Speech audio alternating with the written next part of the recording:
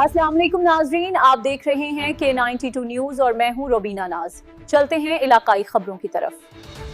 जिला मलीर की एक कासिम गारमेंट्स कंपनी में सिंधी नौजवानों को बिला वजह निकालने पर एसटीपी का कंपनी की गेट पर एहतजाज में गरीब मजदूरों को दोबारा ड्यूटी पर रखने का मुतालबा। अस्सलाम वालेकुम साथियों, जी तो इन वक्त ताईं सिंध तरक़ी पसंद पार्टी पारां जो कासिम कंपनी मेन गेट ते जो एहतजाज है सुबह जो 7:30 बजे का वठी इन वक्त ताईं जीअं जो तीअं जारी ऐं सारी है। सभी हज़ारे मज़दूर सिंध तरक़ी पसंद पार्टी जा कारकुन साथी जो इन वक्त कासिम कंपनी के गेट ते मुतालबन की मनता लाइ इन वक्त ताईं मौजूद आहिनि, पर कासिम कंपनी इंतजामिया पंहिंजे होद ते क़ाइमु आहे। वो मुख़्तलिफ़ तरीक़नि सां माण्हुनि खे हिरासा करण की कोशिश कनि पिया, माण्हुनि खे डिॼाइण की कोशिश कनि पिया।